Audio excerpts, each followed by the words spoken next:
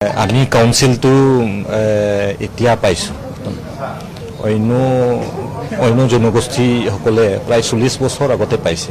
ধৰক Mising autonomous council আজিৰ পৰা প্ৰায় 30-40 বছৰ আগতে গঠন হৈছিল। তিৱা অট'নমাছ কাউন্সিল আজিৰ পৰা 30-40 বছৰ আগতে গঠন হৈছিল বা অন্যান্য ৰাভা তেনেকুৱা অট'নমাছ কাউন্সিল আছে, বহুত আগতে গঠন হৈছিল। আমি এতিয়া নতুনকৈ পাইছোঁ। এতিয়া গোটেই আমাৰ গোটেইটো নিৰ্ভৰ কৰিব আমাৰ ফাণ্ডৰ ওপৰত। চৰকাৰে আমাক কেনেদৰে ফাণ্ড যোগান ধৰে তাৰ ওপৰতে নিৰ্ভৰ হ'ব। ফাণ্ড নোহোৱাকৈতো আমি কাউন্সিলৰ কাম কৰিব নোৱাৰোঁ। সেইকাৰণে মই মাননীয় আমাৰ মুখ্যমন্ত্ৰী ডক্টৰ হিমন্ত বিশ্ব শৰ্মা ডাঙৰীয়াক আহ্বান জনাওঁ আৰু লগতে আমাৰ WPT minister doctor Ranoj Pegu ডাঙৰীয়াক আহ্বান জনাওঁ যে যাতে আমাক ফাণ্ডটো সুবিধা কৰি দিয়ে। এইটো আহ্বান জনাইছোঁ। আৰু আমি এনেই আমাৰ এতিয়া ৰুৰেল ইকনমি আমাৰ মানুহ বহুতো মানুহ আমাৰ পিছপৰা।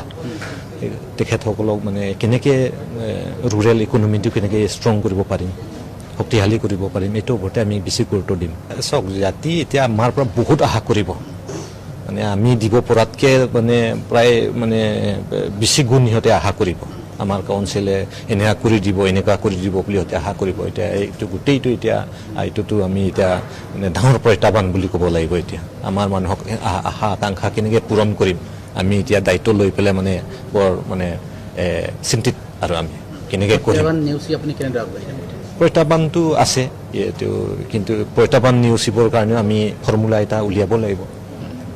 এইটো আমি সকলো সদস্যৰ লগত আলোচনা কৰি আমাৰ প্ৰত্যাহ্বানখিনি কেনেকৈ আমি পাছ কৰিব পাৰিম, কেনেকৈ আমাৰ যিবিলাক চেলেঞ্জ আছে এইবিলাক কেনেকৈ আমি ফেচ কৰিব পাৰিম, এইটো আমি আৰু আশা কৰোঁ আমি পাৰিম। হয়, এইটো যোৱা 2021 চনত এইটো শান্তি চুক্তি হৈছিলে।